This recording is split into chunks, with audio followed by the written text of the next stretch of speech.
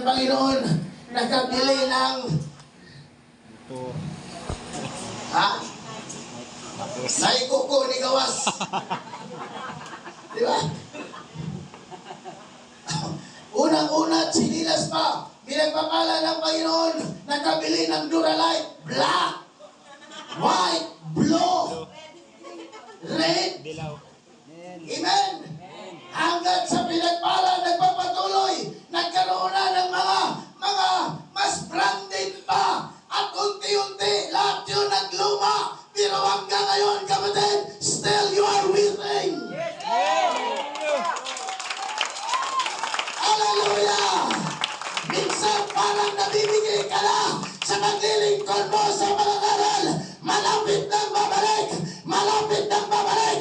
Maghanda ka. Minsan parang nababagot ka na. Lagi na lang yan, pastor. Ilang lindol na ang dumaan. Ilang baha na ang dumaan. Ilang bagyo na ang dumaan. Kung nagtanim pa ako ng niyog, nagkumpra na sana ako. Pero naniniwala ako. Hallelujah! Huwag nang magtanim. Huwag nang magpaaral. Dahil babalik na ngayon.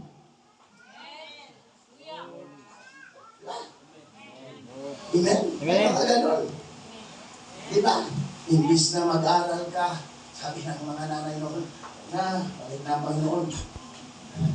Tanim-taniyog. Hindi na ka makaharvest na ako, tunog na ang trumpita. Kaya hanggang ngayon, isang kamuting kahoy, wala. Hindi masama yun. Kaya hanggang ngayon may nagsisihan. Mga anak, magulang nagsisihan. Hindi nyo kasi ako pinag-aral. Naniwala kasi kayo na ang Panginoon babalik. Hanggang ngayon, wala man lagi. Sa nababato tayo. Minsan naiinip na tayo. Kaya mga kapatid, alam nyo, totoo talaga, ang pagsisimba, powerful yan. Powerful yan, kapatid. Patrabahuin mo na ang tao sunod-sunod sa 6 na araw. Papasukin mo na ang estudyante sa 6 na araw, sunod-sunod. Mga kapatid, minsan napapagod yan, pero di nagre-reklamo. Pero what the powerful sa araw ng Sunday, mga kapatid, naniniwala talaga ako na ang pagsimba ay entrance yan, papuntang langit.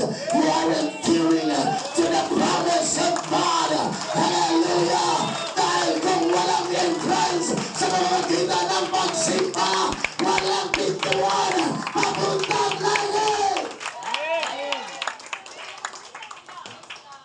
Kaya di ba mga kapatid? Tingnan nyo kung gaano ka-powerful ang Sunday. Kung gaano ka-powerful ang Sunday. Kaya mga kapatid, wise talaga si Satanas. Amen. Ibali nang mas maganda pa, dubli-dublihin mo ang iyong katawan, ang ating buhay sa mga bagay at sa ibang araw para sa labas. Pero pagdating ng linggo, mararamdaman mo na ang galaw ni Satanas, kung papaano siya magbigay ng mga hadlangan, kung papaano siya magbigay ng kaparaanan para pigilan ka lang sa paglilingkod mo sa Diyos.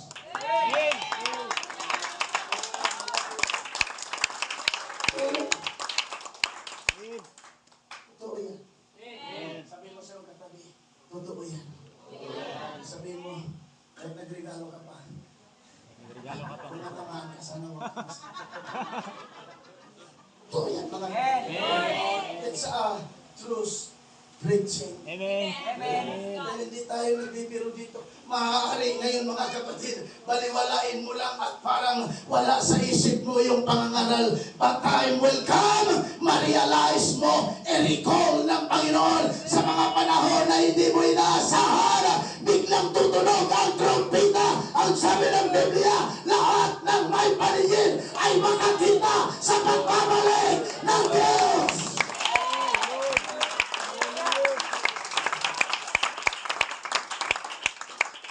Sabihin mo siyang katabi, kita mo na. Di ba? Sabi ng Bible, lahat ng may paningin, lahat ng may mga mata, sa pagtunog ng trumpeta, makikita nila ang pagbabago pagbabalik ng Panginoon. At babangunin niya ang mga nangamatay na naglilingkod sa Kanya. That's the purpose why we are with you. Mapatay man tayo o mabuhay, ang importante, naghihintay ka at naniwala ka sa pagbabalik ng Panginoon. Kaya sabi ng Biblia, isa lang lagi ang langit ko na tinatanim sa aking isipan at puso para hindi ako mamabago sa maghihintay sa Kanya. Ang aking laging nasa isip, Lord, Ikaw ang Diyos na totoo, hindi ka sinungaling sa iyong mga pangako. Kung paano ka nagpapakita ng mga milagro noon, Ikaw din ngayon. The same yesterday, today, and forever. What we do is to believe. Ano ba mangyari? Amen. Hindi ko sinasabing babalik na. At di ko rin sabihin, malapit na. Dahil ang Biblia laging nagsasabing malapit na. Amen. Pero naniniwala ko ba kayo? Yes, amen. Oh. Naniniwala ko ba kayo? Amen. Amen. Ha? Amen. Amen. Amen. Hindi mo sa tabi, bukal sa puso mo ba talaga ang ginagawa ko? Kasi ang mga ginagawa mo kapag hindi bukal sa puso yan, mga kapatid, mahihirapan ka. Amen. Ganon din mga kapatid sa paghihintay sa Panginoon. Pero may balang Diyos sa ating key verse kanina. Basahin natin mga kapatid bago tayo magtapos. Psalms 27 verse 14.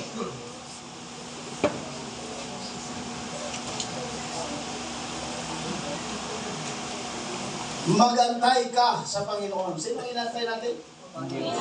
Panginoon. Ikaw ay habang naghihintay ka, ano daw ang iyong gagawin? Magpakalakas. Hindi nagkulang ang Diyos, ha? Amen. At magdalang tapang ang iyong puso. Oo! Saan daw tayo umasa? Sa Panginoon. Walang ibang bagay na binanggit ang Diyos dyan. As long na kilala mo siya, nagpayo siya, sa Panginoon ka aasa.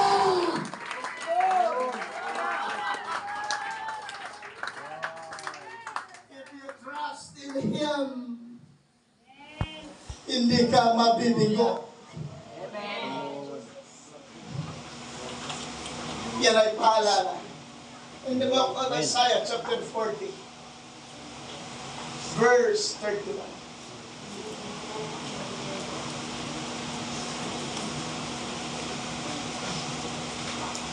Ngunit, lahat magsabing ngunit, silang naghihintay sa Panginoon ay mga papagong lakas. Saan mo makukuha palagi ang mga bagong lakas?